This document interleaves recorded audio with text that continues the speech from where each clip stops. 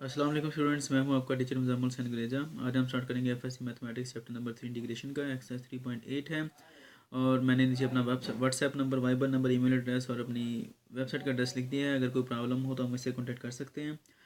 और जब आप मेरी ये वीडियोस देखें इनको लाइक और शेयर करें और मेरे चैनल को सब्सक्राइब करें। और जो सब्सक्राइब करने के साथ छोटी सी एक बेल बनी होती है उसके ऊपर क्लिक लाजमी करें ताकि आपको नोटिफिकेशन मिलते रहें। आज हम स्टार्ट करेंगे क्वेश्चन नंबर 1 का थर्ड पार्ट है।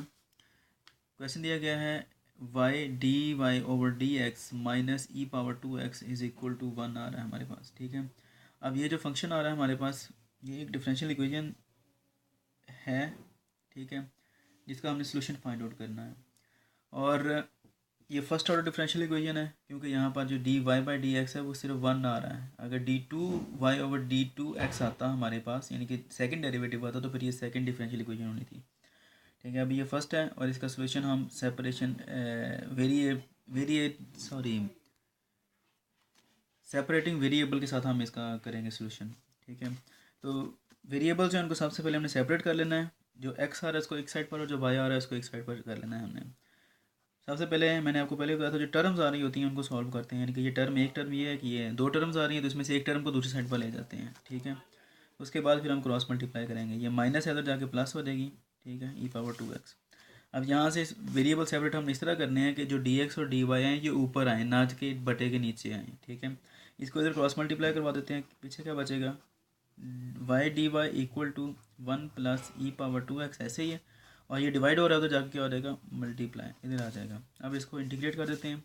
हर एक को ऐसे ही करना है आपने क्वेश्चन के अंदर। ठीक है, Y D Y equal to integral 1 plus E power 2x into d x आ जाएगा।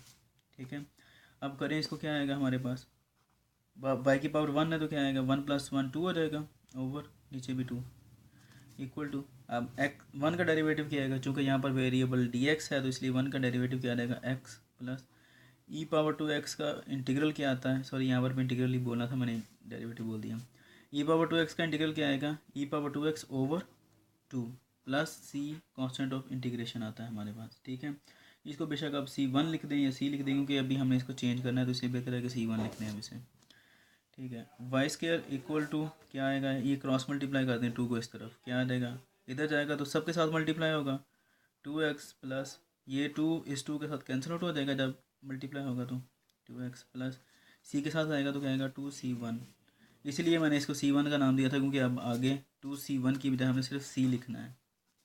अच्छा, ये कैसे पता चलता है कि हम इसको C1 लिखें या C लिखें, तो ये सारे का सारा डिपेंड करता है आपकी प्रैक्टिस के ऊपर। अगर आपकी प्रैक्टिस ज़्यादा है तो आपको पता चल जाएगा, नहीं है तो फिर भी कोई मसला नहीं। आप इसको यहाँ पर जब आएगा 2C आएगा तो आप इसको 1 कह दें। ठीक है, ताकि आपको पता चल जाए क्योंकि अब आगे 2C की बजाय सिर्फ C ही आना है।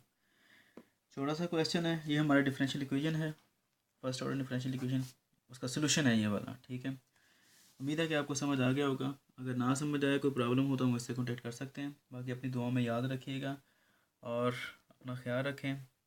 नेक्स्ट क्वेश्चन में मिलता हूँ। अल्लाह हाफ़िज़।